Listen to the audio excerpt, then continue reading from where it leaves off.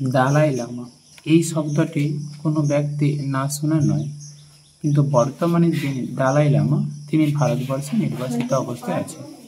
সেই 15 বছর বয়সে ভারতবর্ষে এসেছিল চীন ত্যাগ করার পর।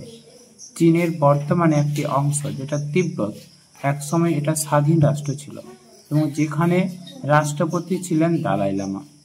কিন্তু কমিউনিস্ট সরকার চীনের অধিকার পাওয়ার পর এই তিব্বত অংশটা তাদের ভূখণ্ডের মধ্যে যুক্ত করার পরিকল্পনা নেয় এবং চীনের যিনি রাষ্ট্রপ্রধান ছিলেন বর্তমানে, যিনি আমাদের চতুর্দশ দালাই লামা, তাকে একটা অনুষ্ঠানে আমন্ত্রণ জানায়।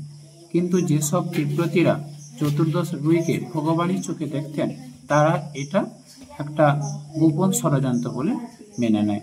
পরবর্তী তারা তিব্বতের বিভিন্ন অঞ্চলে তারা আন্দোলন করেছিল এবং সেই আন্দোলনে দমন করার জন্য কমিউনিস্ট সরকারদের যে সেনা ছিল তারা প্রচণ্ড পরিমাণে নিপীড়ন এবং তোষণ চালাতে থাকে। তখন চতুর্দশ লুই তার গোপনে ছদ্মবেশে ভারতবর্ষে এসে প্রবেশ করে।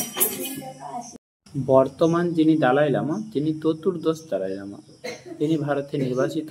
তার নাম হলো তেনজিং গ্যাতসো। এই তেনজিং গ্যাতসো 1935 খ্রিস্টাব্দে চীনের এক কৃষক পরিবারে জন্মগ্রহণ করে। তো এখন তোমাদের একটা প্রশ্ন জাগে যে দালাই লামা কিভাবে নির্বাচন করা হয়। দালাই লামা নির্বাচন করা হয়, যে দালাই লামা বর্তমানে আছে তার বর্তমানে বা তার মৃত্যুর আগে একজন দালাই লামাকে খুঁজে নেওয়া হয়।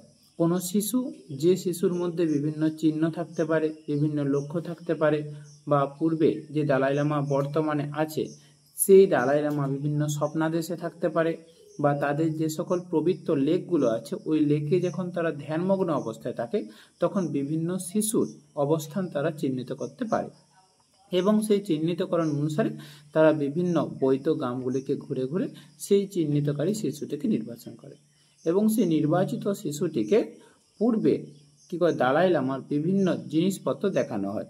যে জিনিসপত্রগুলো সে চিনে নিতে পারে পূর্বের দালাই লামার জিনিসপত্র, তাদেরকে পুনরায় দালাই লামার সিংহাসনে বসানো হয়। তো প্রথম যিনি দালাই লামা ছিলেন তিনি হলেন গেদুন দ্রুপ। এই পদটি প্রথম সৃষ্টি হয় 1391 খ্রিস্টাব্দে।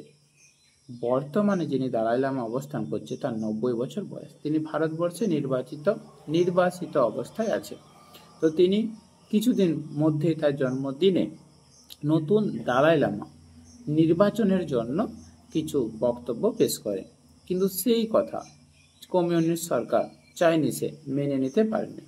চাইনিজের কমিউনিস্ট সরকার চায় যে তাদের দেশে তাদের তত্ত্বাবধানে তাদের নিয়ম শৃঙ্খলার মধ্যে একটা দালাই লামা খুঁজে নেওয়া, যেটা একটা সোনার পাত্রে মাধ্যমে লুটারি যে পদ্ধতি সেরকম ভাবে করা হয়।